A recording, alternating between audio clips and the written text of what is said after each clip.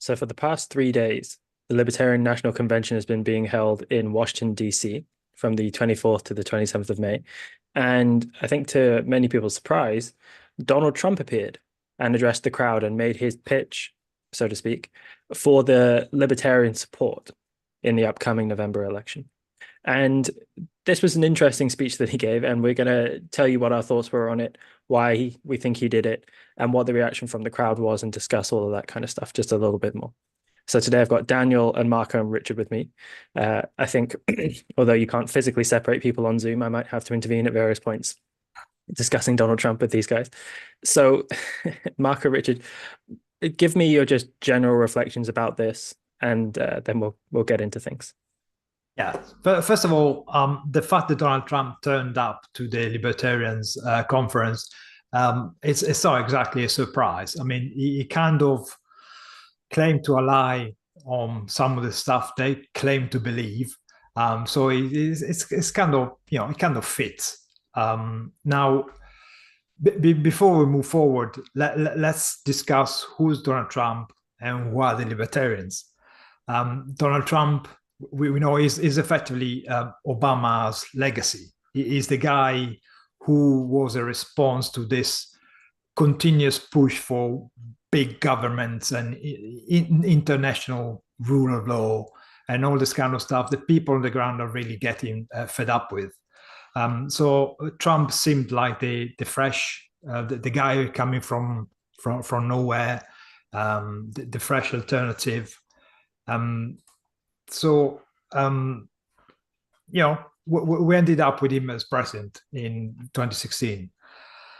Then, things lead to other things. And now we're under Mr. Biden, who's turned out to be, in Trump's word, the worst president ever. Jimmy Carter is celebrating tonight because he's no longer the worst president ever. And who are the Libertarians? Well, the Libertarians are this political group who happen to push laissez-faire capitalism. So politically, they're aligned with the view of objectivism. However, they haven't got any theoretical basis for it.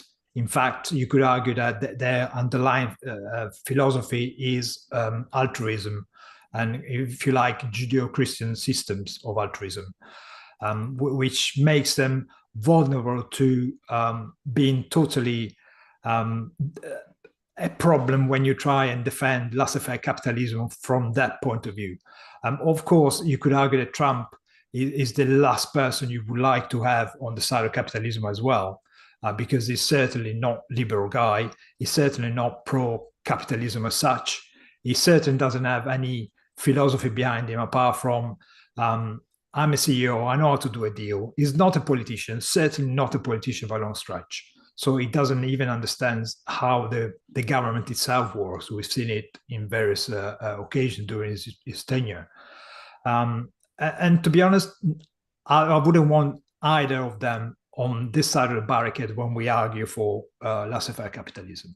So this is a very good way to start the discussion, I think. Yeah, and just before the gloves come off and we get really heated over this, as I'm sure we're about to, I just wanted to look at why Trump went and why the Libertarians invited him for a start, because I think those are two interesting points. I think why Trump went, well, if you look at the swing states like Wisconsin and Georgia, states like that, then the votes there, the margin of error, the margin of victory, rather, forgive my slip of the tongue there, the margin of victory for Biden was smaller than the vote that the Libertarian candidate got in the last election in 2020. So the Libertarian votes could make all the difference, essentially. And in Pennsylvania, even, it was a pretty close run thing as to that margin of around 80,000 victory of Biden over Trump was pretty close to what the Libertarian candidate got. So obviously Trump's trying to appeal to the kind of people that would vote in that way, and the kind of libertarian spoilers, as he would see it, that risk swinging the election in Joe Biden's favor. Now, Trump's also been talking to all sorts of other groups. I mean, he did a big rally the other day in South Bronx, of all places, in New York, to speak to the Black and Hispanic voters there, and you know, in a rally of some 25,000 people. So he's going out of his comfort zone. He's going to audiences that aren't necessarily friendly to him, or aren't necessarily the Trump cheer brigade, the MAGA set that he's used to addressing. So that is interesting in itself, particularly for somebody with someone like Trump's self-esteem issues, who needs the reinforcement of the crowd all the time, to be speaking to audiences that potentially, particularly in this more recent case, the case we're talking about, the Libertarian convention, is taking a risk, taking a political risk. And why did the Libertarians invite him? Same reason everybody invites Trump. It's because of the second-handed glow of his fame, and the fact that it's going to get them an awful lot more attention. Who's going to listen to the Libertarian convention in previous years? Who even knew it happened? Yeah, apart from you know, political wackos, then it's really good comedy.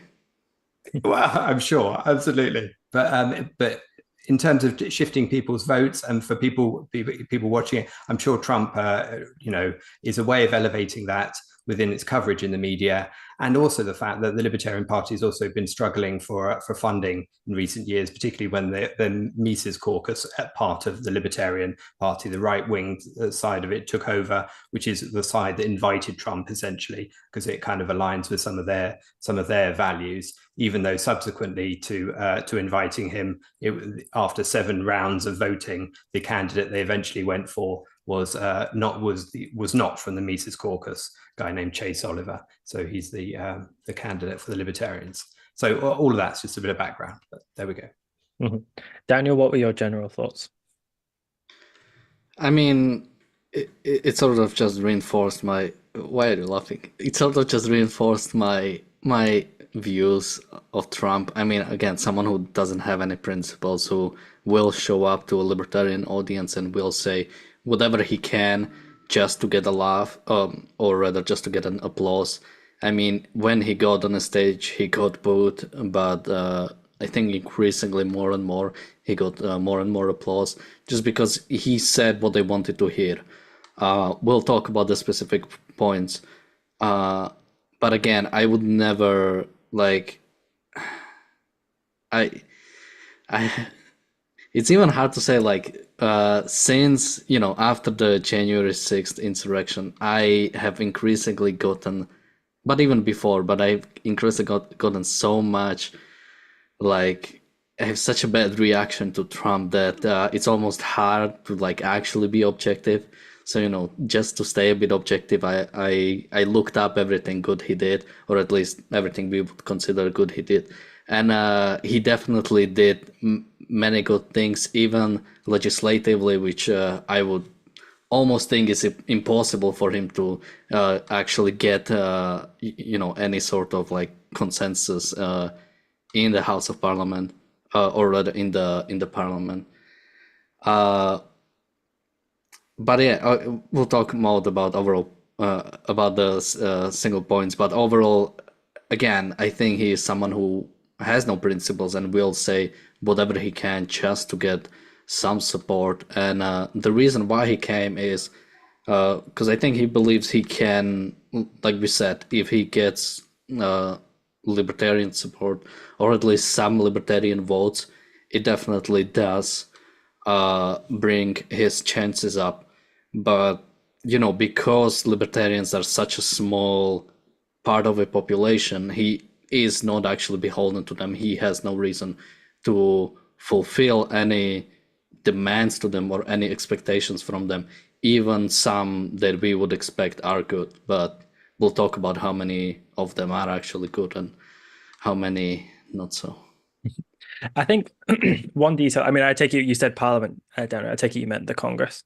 But one thing that came up in his speech, so I've only watched the highlights, and you guys, I think, have watched pretty much all of it. One thing that came up was him being there. He was sort of asking for their support, but then he also, I think, at one point mentioned being their nominee or their candidate. Was that yeah, right? well, there was a potential that RFK could be like a libertarian nominee, or at least they would, like, give their support. So in the similar way, Donald Trump could be like a libertarian pick, although obviously they went with their own guy. And Robert Kennedy Jr. went out in the first round of voting that eventually, after 7 rounds, led to Chase Oliver getting it. Yeah. Yes, but would he have been the Libertarian candidate and the Republican candidate? Can you do two at once, or what? Like what? I think it would be more like being endorsed, because again, I don't think you can. Yeah, like you are on one ticket or on one party ticket. Yeah, that was just a part of it that I thought was strange as someone who focuses more on politics over here. So then, okay, well, let's get into the meat of what he was saying in the speech then, and some of what happened. So for people who haven't seen it, he comes out and he gives a typical kind of Trump speech, very focused on winning and so on. And then he gets booed fairly heavily, not totally, but notable booing from the audience. There's a kind of group at the front who are a bit more pro-Trump, and then at the back there seems to have been the more anti-Trump people. And in, I guess, Trump style, he starts insulting the audience at one point and says, why go, if you want to win, you'll vote for me, and otherwise you can keep getting your 3% every 4 years and so on. Now that's amusing. Yeah, by the way, just to jump in, this was the first time I saw a presidential candidate actually try negging his audience, which is an interesting tactic. I'm wondering if it will work out for him. Yeah, a certain defensiveness, I guess, from Trump. It wasn't necessarily him being cool under fire, I guess, but it's a tough situation to be booed. I don't know if the other candidates would have handled it particularly well either. But then, so there was a couple of points that he hit upon, and one of them was that there were lots of people in the crowd who were holding up a sign that said "free," and the man's name is completely slipping my mind. It's the guy who ran the Silk Road. Crossover. Okay, so he promised that if he were to get into office with their support, he would commute this guy's sentence, something like that. And then, well, so Mark and Richard, tell us a bit about the meat of what he was saying to them. I just wanted to say on the 3% thing, just before we leave that part, because overall, I didn't think Trump did get too rattled, to be honest. I think that's a lot of how it's been written up. And I think a lot of Trump was quite a lot of the debate, he was quite enjoying, a lot of the speech, he was quite enjoying the fact that he could get a reaction out of the crowd, even if it wasn't necessarily the one he wanted. And he was making the point, well, if you want to win, you do need to vote for somebody with some numbers, and 3% every time is not going to do it. And I don't think he did seem to me all that rattled, to be honest, overall. Well, the only reason I'm saying that is just that I would think so, because in politics, the candidates are always surrounded by these like communications professionals, and they're like hyper afraid that you're going to put a foot wrong or offend someone. And then Trump's up there on the stage, and then he's got people booing him, and he doesn't literally say this, but it's almost like he was saying, "Well, F you guys," is kind of the effect of it in a way. It was very much kind of a rebuke almost. Now, perhaps more gentle than I was suggesting, but that was the kind of thing that I'm meaning. And I do think you need to consider that he's not just speaking to the room there. He's also speaking to people who are inclined to watch the Libertarian convention, and who perhaps after particularly the COVID years, particularly with Robert Kennedy Jr. as a candidate, after all the mandate stuff and all that, are perhaps more open, and the lousiness of the two top candidates as it is, are perhaps more looking about to see where they might cast their vote somewhere different from the main two parties. So he's also speaking to those people, and in a sense, and also people who would not vote Libertarian normally, and probably a bit wary of this rowdy bunch in that room. So he's distancing himself from that rowdy bunch in the room by criticizing them as well, isn't he? He's making himself look more considered than some of the things that they're doing in there, which we can describe in a minute if you like. I mean, I saw one guy in a dress have his wig pulled off and be pulled to the ground in the middle of the conference. I don't know what his beef was, but and of course lots of people were holding up rubber chickens, which comes from the Robert Kennedy campaign again, because Robert Kennedy's campaign was handing them out because Trump has supposedly refused to debate him, and so they were calling him a chicken, even though Robert Kennedy wasn't giving a speech to the Libertarian Party either. So all of that's in there. After all that, I've forgotten your question, to be honest. Tell us a bit about like what he was saying, like the meat and content of his speech. Okay. Do you want to do that, or shall I? No, I just wanted to add something about the crowd. I mean, we're talking about a libertarian crowd here. We know that libertarians tend to end up in anarchy, and this crowd was definitely representing that. It was lots of people with their own beef and stuff. And to be fair, a bunch of libertarians who don't allow a guy in a wig to stand on the ground is, to me, seems a bit ridiculous in the first place. They love liberty so much, but up to a point. These guys were all over the place, and I think Trump played to the flow very well. And again, within the context we're talking about, it was addressing every libertarian who would have voted in Pennsylvania, yeah, as one of them, yeah.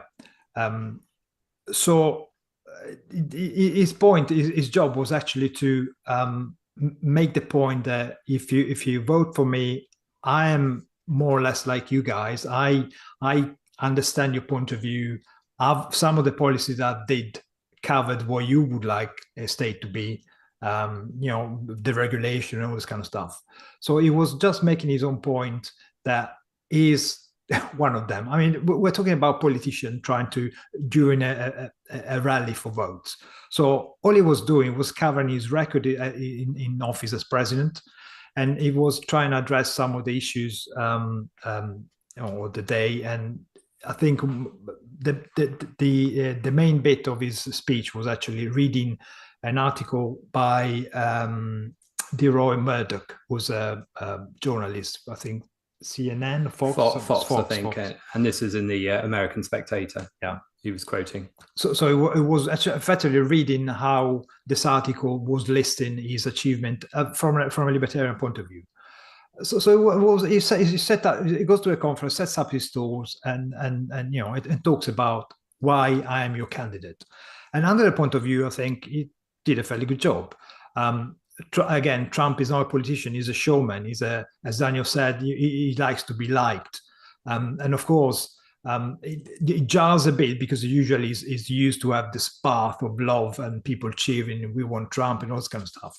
It didn't happen this time, but then again, the crowd are a bit, as I said, herding cats here. But overall, in terms of Trump's speech, there was nothing new, nothing earth-shattering. Run of the mill Trump being, the showman, going out there and doing his job. Right? And he opens it. I mean, the quote that I think we've got on the thumbnail, which says something like "I'm a libertarian now," is really, that's been quoted a lot in the media. And as an objectivist, I'm really used to people half quoting something from someone or misrepresenting it and then criticizing on that basis. So the full context of the quote is he's talking about all his legal cases, and after being put through all that, yeah, I'm a libertarian now. That's his intro into it.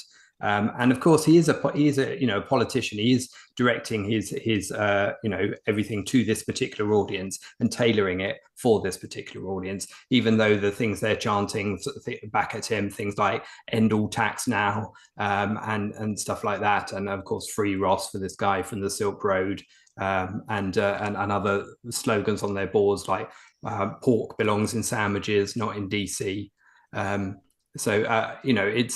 It's not quite Count Binface as an equivalent in the UK, a guy who dresses like a dustbin and has changed his name to Count Binface to stand for Parliament. But it's not far off at times as being the comedy bunch. Mm. Yes. And so Daniel, what did you think about the content of his speech?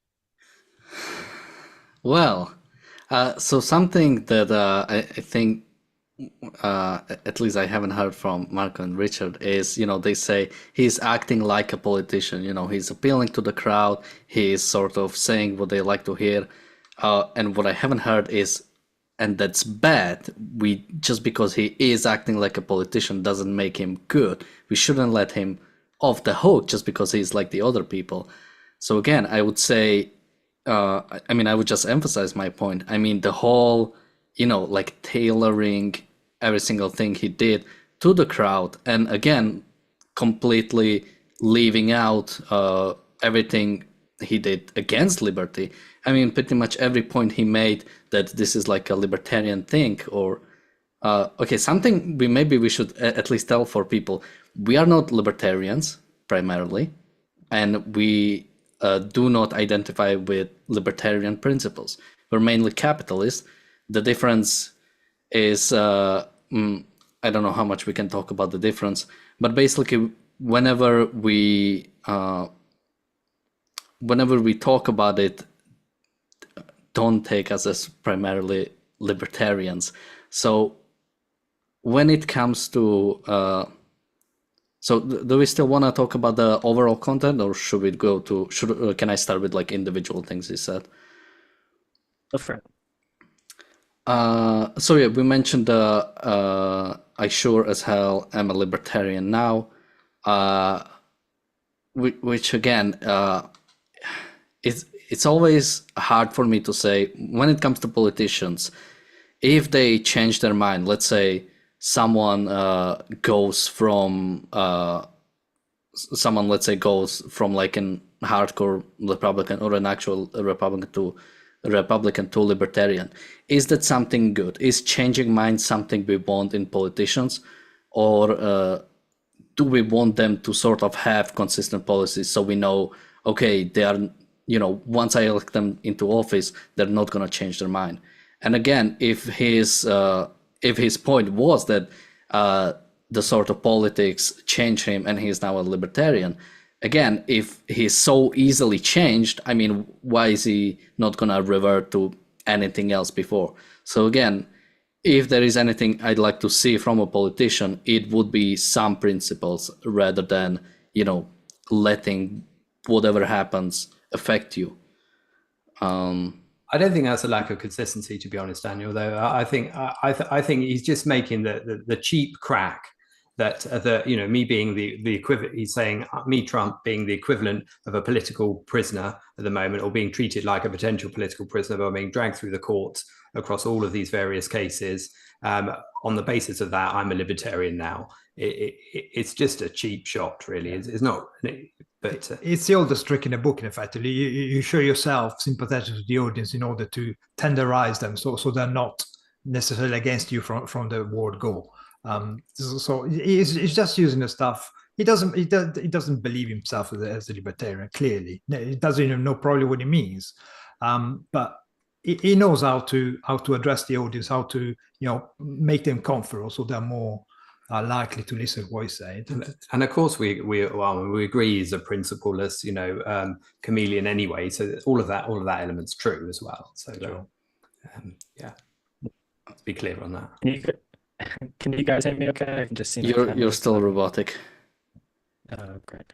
Just go ahead, and I'll rejoin. Yep. So let me actually finish the spiel earlier about the difference between libertarian and capitalism as we would see it, and maybe Marco and Richard can finish me. So the main principle for libertarians is the so-called non-aggression principle, which basically states that aggression by itself is bad, and that's their sort of core start, and they don't have really anything behind it, they just start with it.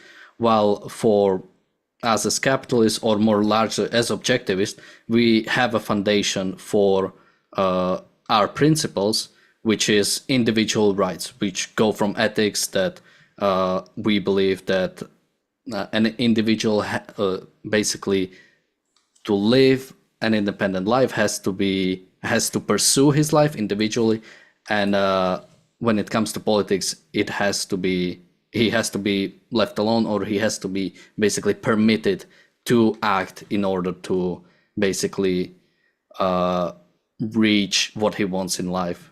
Maybe just to quickly summarize it, I'm not sure if Marco and Richard want to add anything to it. Yeah, I think the issue is that by taking the non-aggression principle as the founding and only principle that undermines, supports the whole thing, you end up in a situation where they would argue for courts. Effectively, everybody should have a little army on their own, and the dispute should be dealt on a private basis.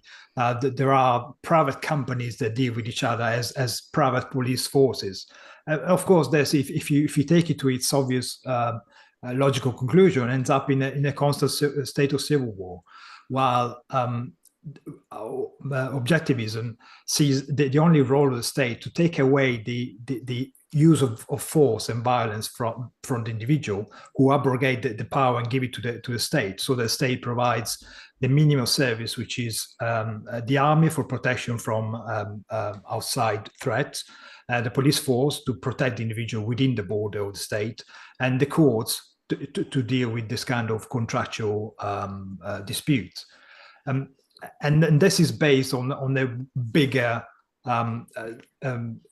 structure, bigger organized set of principles which underline the ethics, the epistemology, and the metaphysics of the system, philosophical system which Ayn Rand devised. And it all flows logically. While the problem, as I said, with the libertarian is that they start from a point in politics, and then they can derive some principles which by definition cannot possibly stand, and they always, as I said earlier on, tend to end up in anarchy. That's why you had this very weird thing, capital anarchies, and it's just... Yeah, I've heard Kurt Wilcox, another presenter on this channel, put it fairly pithily in something he wrote, where he described libertarians as hippies who substitute reason for whims and anarchism for capitalism. And it's that abandoning the rule of law in favor of virtual anarchy, which is what underpins the anti-government element that dominates every form of their thinking, as opposed to the individual rights and, as Marcus said, the delegated in certain limited areas. Something I would just quickly point out is that libertarians are fundamentally anti-government, and so they see pretty much any action of government as evil in itself, even when, let's say, I'm not sure if we would say we are fundamentally pro-government, but we believe a government has a proper role that it needs to have and it should have. And so on a concrete example, it would probably be something when the protests were happening on the college campuses, we stood up and said the police should be involved and police should stop this. You cannot allow this sort of protest. While many libertarians did support those protests, again, because they view any action of government as evil and would allow anything else. Yeah, obviously our emphasis there would be on the individual freedom and of rights of people going about their education on those campuses, and the fact that it's private property. But yeah. Yes, I think, well, I take it, are you guys answering Christian's super chat, or are you just discussing libertarianism in general? We were just trying to distinguish what we would call ourselves and what libertarians believe in. But you can read up the super chat. Oh, sure. Well, just before I say that, I'd say there's a good essay by Peter Schwartz on libertarianism, which does a fairly extensive dissection of it, which I think is in the collection Voice of Reason. So if people want a more in-depth look at what the problems of libertarianism are from the objectivist perspective, Peter Schwartz's essay is a good place to start. And fundamentally, I would say it's because objectivism is pro-government. It's not kind of dubious on that. It thinks the government is a very tremendous value. It's just that if the power and force of government, which is a very special and particularized thing in any society, is not kept within its proper bounds, then it becomes a very destructive force.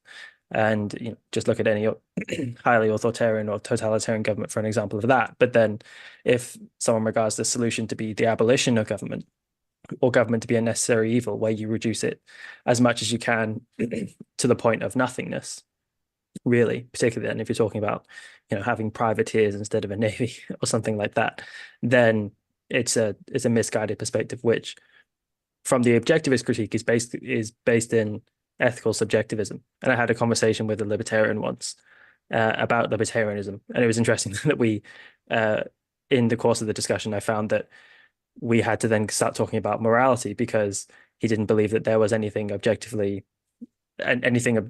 about morality, and that was what was leading to his political libertarianism. And then from that, we had to go to epistemology, because he didn't believe there was anything that you could know for certain.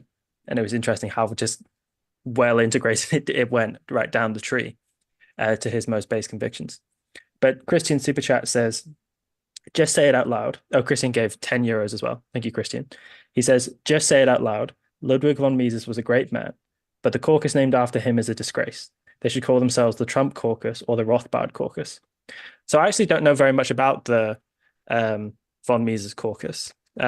Richard, you described them a bit before. How exactly do they brand themselves? Aside from with von Mises' name.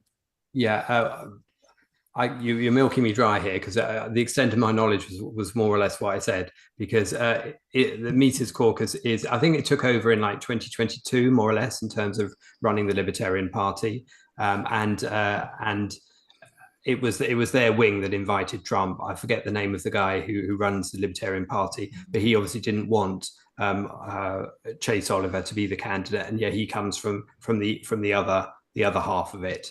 And I noticed that Chase Oliver, after being elected, or chosen as their candidate, called Trump a war criminal. So he's clearly not from the same wing. So are these guys kind of what sometimes gets called a paleo-libertarian, with the kind of influence of Pat Buchanan? I mean, maybe this is outside of our wheelhouse, I'm not sure, but yeah, I think it's probably getting lost in the weeds, to be honest. But yes, most probably. But Daniel, you're an internet dweller. Could you tell us a bit about the distinctions here? So yeah, the Mises Caucus, I'm not sure if we made a video about them, but I did watch, they had this video, I think Reason TV has made this video about, it also had Justin Amash in it, who was very disappointed with the Mises Caucus taking over. But just some things that I remember, one important thing, at least they had this, Libertarian Party has this, I'm not sure if like charter or like basic principles of the Libertarian Party.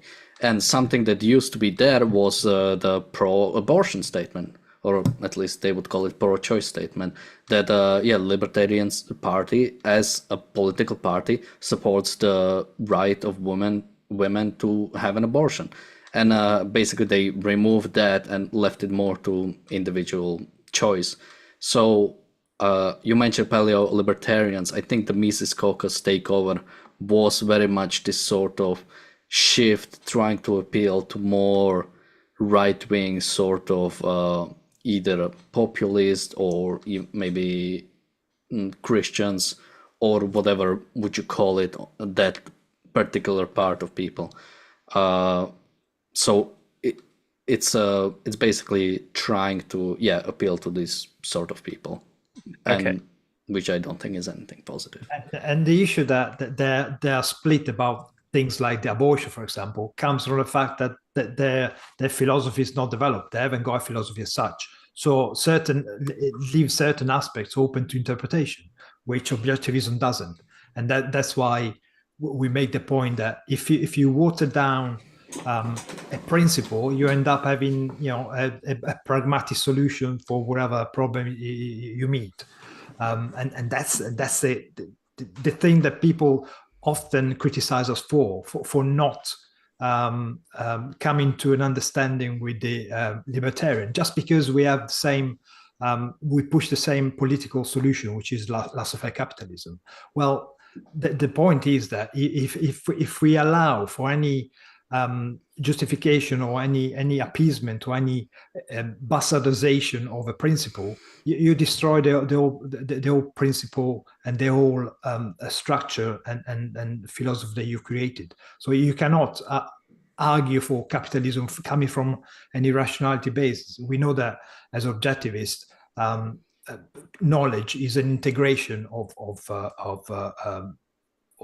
ideas, and they all everything in reality is connecting the same way it's connecting in our conceptualization of reality.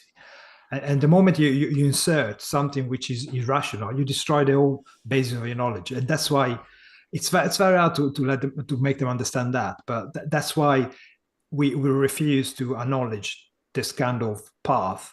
Yeah, It's just an issue of staying true to your values. And that's what explains Daniel's spiky reaction earlier to the fact that Donald Trump was even speaking at this rally, because obviously you're doing precisely that when you decide to go and address the Libertarian convention in the first place. So, you know, an objectivist wouldn't do that.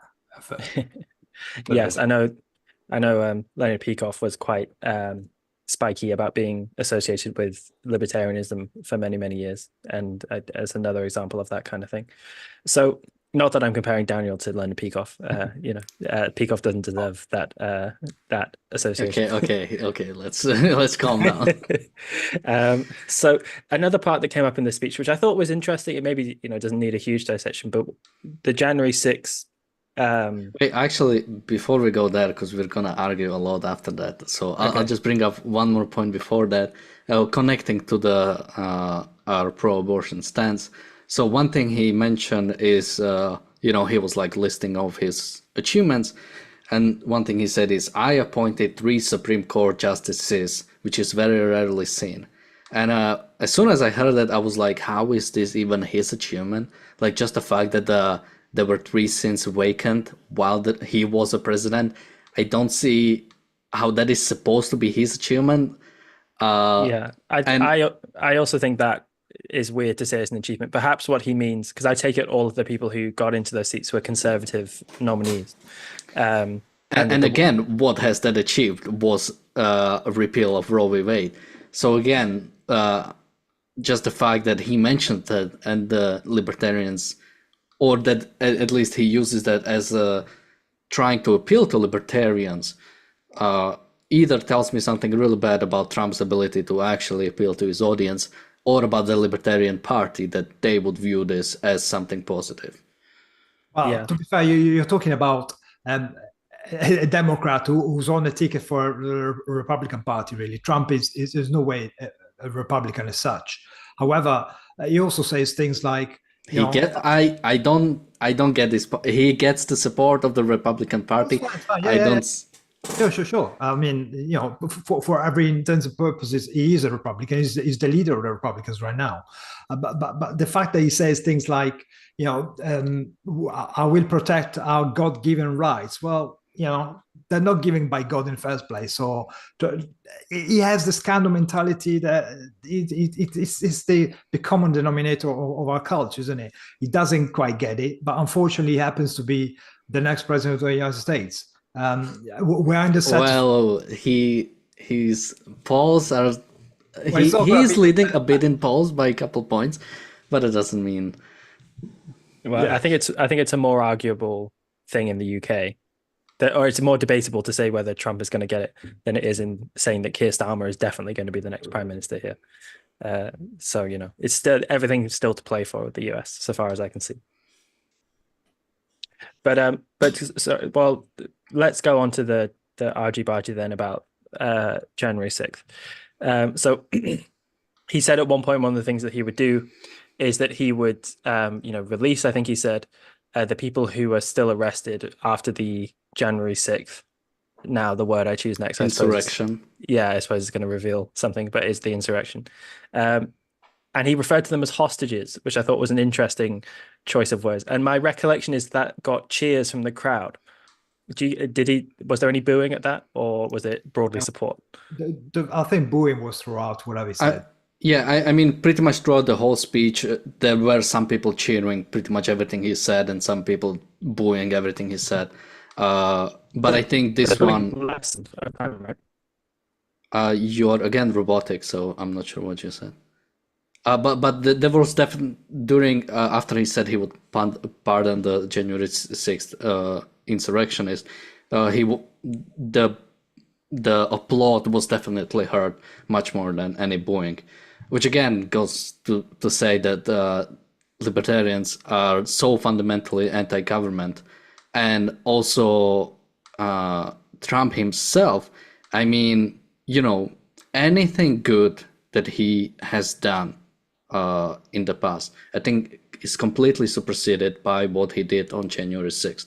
He actually did try to suspend the Constitution, completely take over America, and it goes to say that he has no actual, he has no actual respect for Constitution. He has no respect for America. Just the way he talks about, if Biden gets elected, America will be finished. He has no belief in the American system. He says the election was stolen. He has no belief in the American election process. He has no belief in the fact that he says he's becoming like a political prisoner almost. He has no belief in the fact that the American judicial system is impartial. I mean, everything he says goes to say that, yeah, for me, he's not an American. He doesn't believe in American system. The only reason why I don't even see why he's running for president. I don't see him as fundamentally American. Okay, so the sum of what Daniel said there is got some elements of truth. Great. Yes, but I think a bit like when he's talking about the justices on the Supreme Court, what he's saying there, I think, is not obviously that, wasn't it good that they died or got sick and I replaced them? Doesn't that make me great? He's saying that vote for me again, or during the next 4 years of Biden, he would be the one promoting people to the Supreme Court, and therefore, that's his argument at least.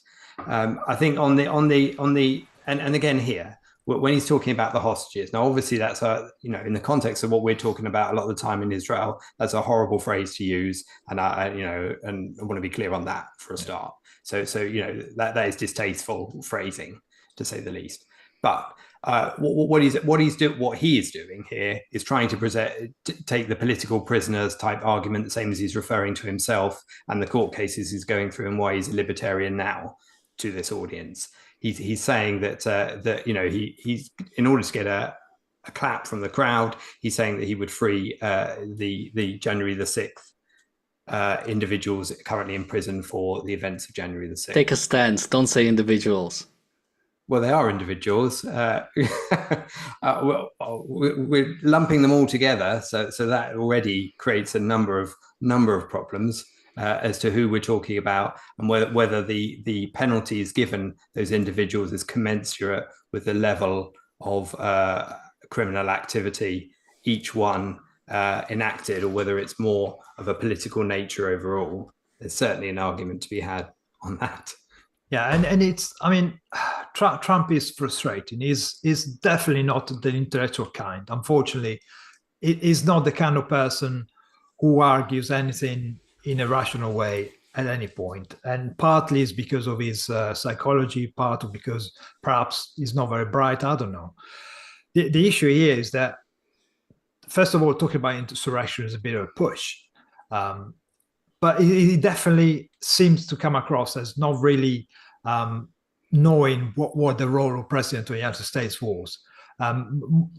Very often he does stuff or he says stuff which doesn't sit very well with any legal status of the federal government at all.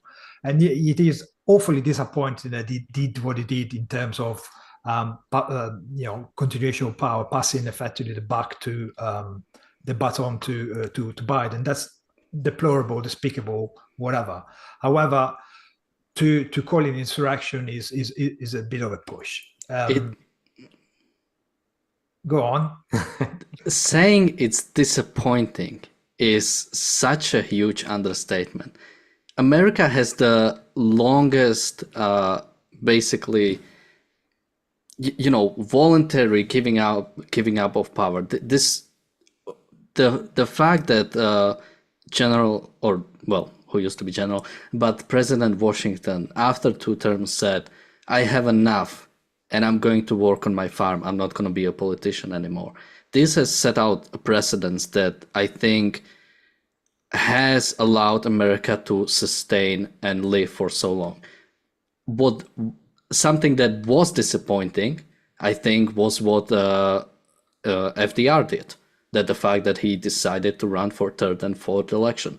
Although before that, it obviously wasn't a law, that no one was actually, that's why he wasn't stopped from running again, because it was just something that was assumed, and after that it was made an actual law. And the fact that he would try that, the fact that he would even give it a thought, the fact that he would ask his vice president to try to overturn an election, calling it a disappointment is a big understatement. I think, yeah. I mean, obviously that was a hideous day for democracy. His intention was to completely take over. Just because it's weak doesn't matter. Well, I mean, we could talk about the fact he also told people to go home and to stand down. They made that was much later, and obviously wasn't going to do anything. Well, it was on the he still did ask his vice president to suspend. Yeah, I understand, Daniel. I mean, it's despicable that he behaved like that. However, he didn't do it because he wanted to be the dictator of the United States. To call him anti-American is a bit too much. I mean, he makes the point over and over again. He wants to preserve the Constitution. I mean, yes, again, is the last person you would have to you want to have on your side, because he does stuff, you know, a bit out of the air and randomly. But we are in a situation where you have either Trump or the living dead. I mean, really, just judge the two guys from what they've done. If you want to make a point that undermining the American system is okay because the other guy is much worse, then I agree with you. But I think he is unelectable for what he did, no matter how good he was before. Undermining the American system, though, and none of us are approving of the statements made on that day or the actions done on that day by January the 6th. And yes, of course, he should have accepted the collegiate votes at the point when they've been made by the states. They're both unfit to be president of the United States, but the facts are that these are the two main candidates. So it's either going to be Joe Biden, who's trying everything to get Hamas to destroy Israel, or it's going to be this other orange guy who's trying to, I don't know what he's trying to do. He's trying to cling to power. He's trying to be loved by everyone. I don't know. He's just trying to be a dictator. I mean, what's the big deal? He's not a dictator. Come on. He's a dictator wannabe. Well, I would just say, so, you know, I missed a little bit of this discussion, but so is there a disagreement about whether January 6th was an attempt at an insurrection? Now, I'd certainly say that Trump, like the reason why, sorry, January 6th, I don't know if I said October 6th, why January 6th seemed to have come around is because Trump, you know, you mentioned about him wanting to protect the Constitution, and yet I think his style was really someone who flaunted the necessity of wanting to abide by those kind of things. And then the kind of rhetoric that was being used and the kind of people he was appealing to in that crowd was, you know, did he have it plotted out in his mind that they were going to go and storm the building and overthrow the election, then he was going to be installed as the king forever?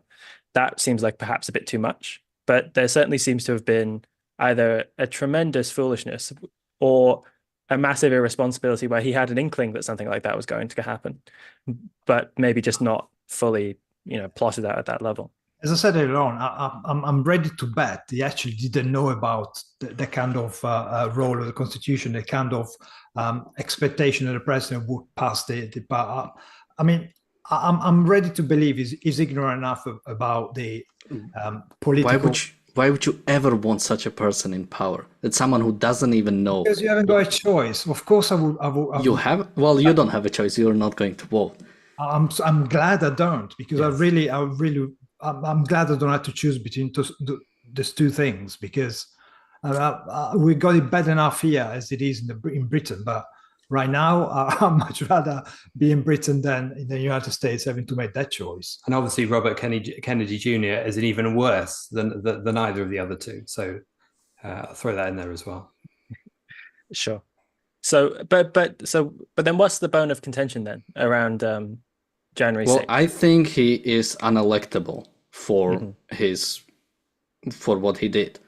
And Marco and Richard think we should ignore it just because the other guy is worse. No, I'm just saying that they're both unelectable, but based on what Biden has been doing, and he's still doing, definitely couldn't possibly get myself to vote for Biden.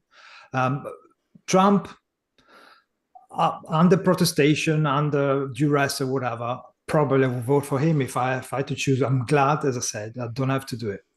I think we need to make some time to look at before we get too stuck into this, as some of the things that Trump listed off from that article that he did present as libertarian, and I'll just rattle through them because I realize we haven't got loads of time here.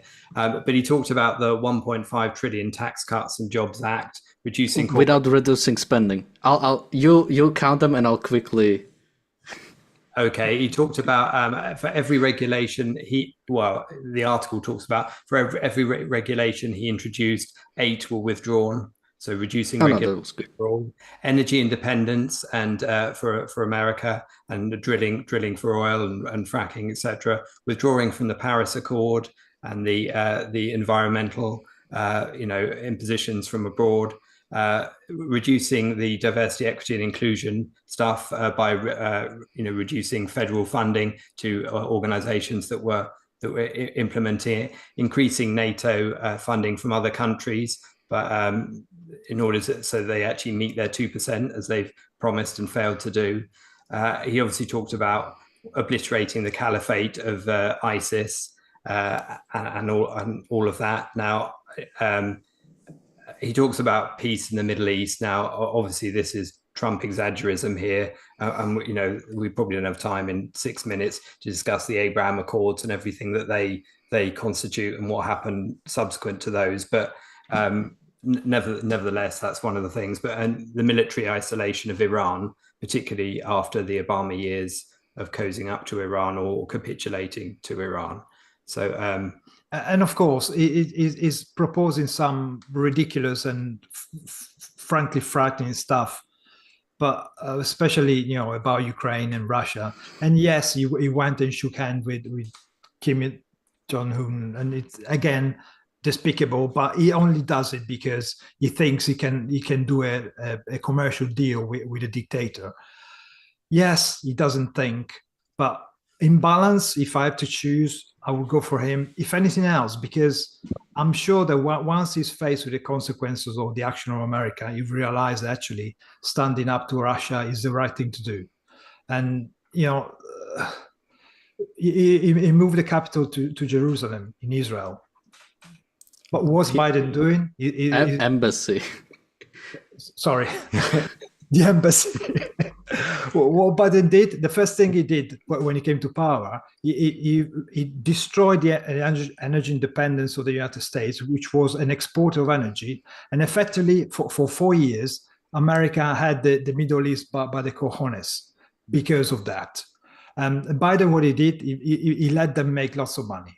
He appeased with Iran. He made a massive mess in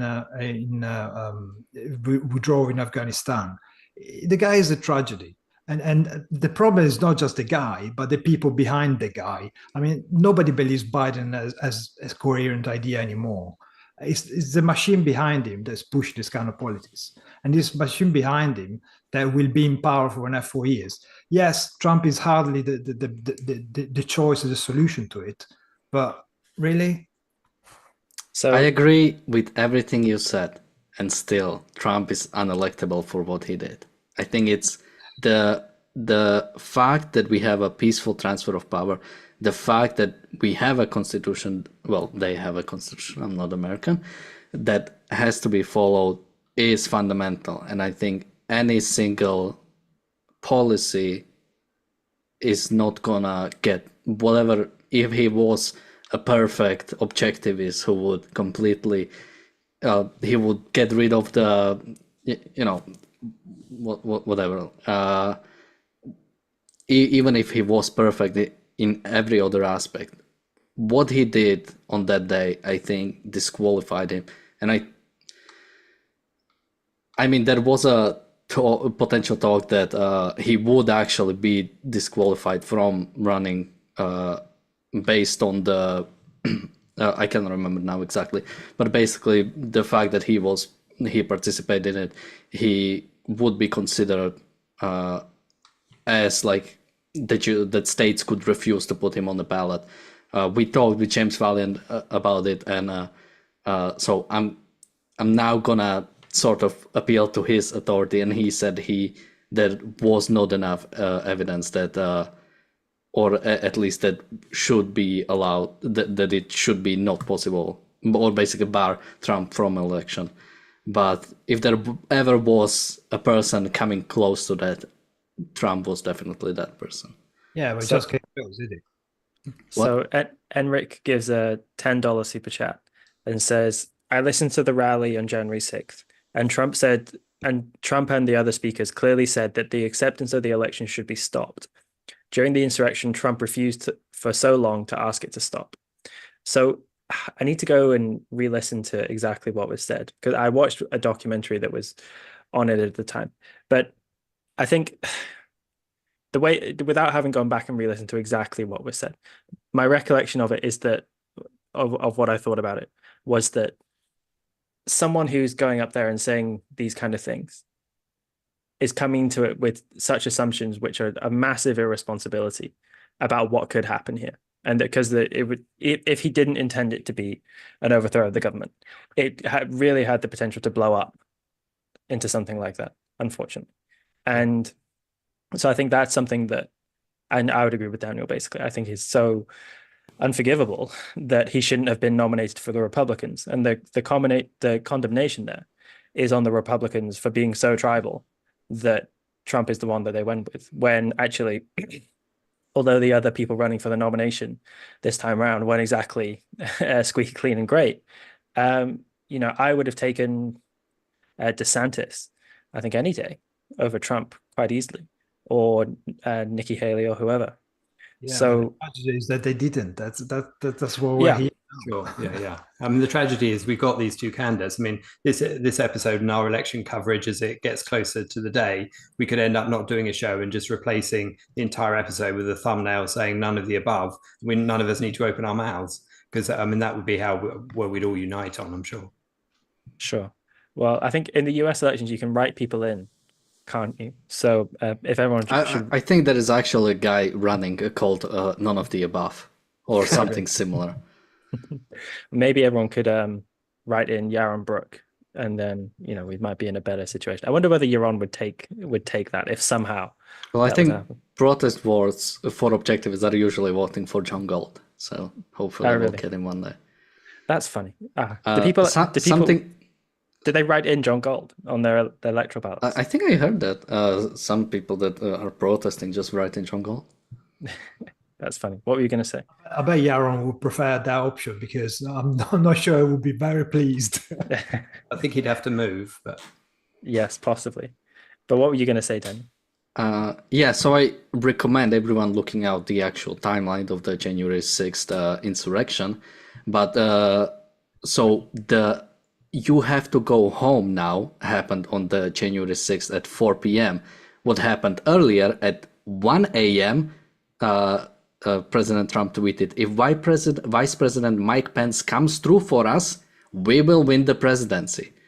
And something also that he said that's important, and I think he asked him to, I think it was at like 8 a.m. that he asked him to, basically asked Vice President Pence to basically suspend the election. Yes, all despicable things. Anything, just since we're at the top of the hour, any other final thoughts about the particular appearance of the Libertarian convention? Did we discuss because there were a series of interviews afterwards with the Libertarian crowd where they seemed to reject Trump's appeal to them. Did you guys have any thoughts on that? Just one aspect we didn't cover was his promise for no more foreign wars, which I think, particularly in the time we're in at the moment, is an interesting. He can't guarantee it, can he? And that might involve capitulation to aggressors by saying it. But so that can be read any way you want it to be in terms of good and bad. But whether you look at his record on ISIS and the idea that what's he call it, strength through what's the phrase he uses for it? I can't remember now. But if America is strong and speaks with a strong voice, and also has the military backup and the genuine implementation that it would act strongly and quickly, then lots of its aggressors and antagonists, step down, and that's the argument that as to why things like ISIS were defeated. So we also have a super chat from Frank. Thank you so much. He's saying, I'm writing in Joe Manchin. Will you join me? I don't know much about this politician. Do you guys? I'd have to look into him a little more, to be honest, before commenting. But we're going to cover this subject a number of times, so maybe we can do that for the next one. So we'll take a look, and we won't join you since we're not Americans, but hopefully some of our audience will join you. Just quickly, I think I saw someone asking in the chat that if we are pro or anti-choice in terms of whether to continue a pregnancy. So I think objectives largely would, what I like to call ourselves, is pro-abortion. That not only obviously that abortion should be allowed, should be legalized, but also in certain circumstances, it is the moral choice to do. Anything you guys would like to say before we wrap up? I think the overarching, I would call it pro-rights, pro-human rights, pro-individual rights. And a woman is an individual, isn't it? So just work it out. Anything you'd like to say, Morgan? Well, I don't know if you can hear me okay, so Yeah. maybe not. You can hear me? Well, as for abortion, yes, we are pro-abortion, as Daniel said, but if you want to categorize us, it's pro-choice. A woman absolutely has the right to get an abortion, and it's a monstrosity that the American right has repealed Roe v. Wade. And I think people like Michael Knowles, for moving from that to criticizing IVF treatment and wanting to outlaw that, is a completely despicable, disgusting thing. I wouldn't exist without IVF treatment. So I have some very choice language for people who want to get rid of IVF or say that it's immoral or bad. Michael Knowles said it's immoral because it's removing, it was separating the conjugal act from the creation of life. Well, I'm here and my parents didn't do anything immoral by pursuing IVF because they couldn't conceive. And it's a monstrous Christian duty ethics which would criticize my parents for wanting to pursue their own happiness by creating me through IVF. So I view all of this kind of tendency on the American right as utterly disgusting. But we will continue covering the elections, as Daniel said. So we'll update ourselves on Joe Manchin and all these various things, the paleo libertarians as well. Yeah, someone brings up in the chat that he's a Democrat, but he calls him the most conservative of Democrats and that he votes with Republicans a lot. And I always view that would be like a really right-wing Democrat would probably be like the most ideal, some sort of like candidate for president, or like a really moderate Democrat. So maybe that's interesting. Yeah, we'll have to look him up. But as I say, so we're doing a whole slew of election coverage this year, given how many elections there are. Next Friday, we're covering the South African election as the results come in. This Friday. Chris. Yes, this Friday. And then we're also covering, I think we're going to be covering India. We're going to be covering the UK, of course, on the 4th of July. And then eventually, when we get to November, we'll finally have an episode covering the results of the general election in the US when that comes in. So I hope you guys will all stay tuned and keep up with us for that. We'll be doing some election night streams, I think, staying up to watch them come in. We have a final super chat from John Komatsu for $10, who says, "Thank you, gentlemen, for the cogent and rational discussion regarding the US elections, a rare thing in this day and age. Thanks." Well, thank you, John. That's very sweet of you. But we'll see you guys all tomorrow on the Daily Objective and the Reality Show. Bye-bye.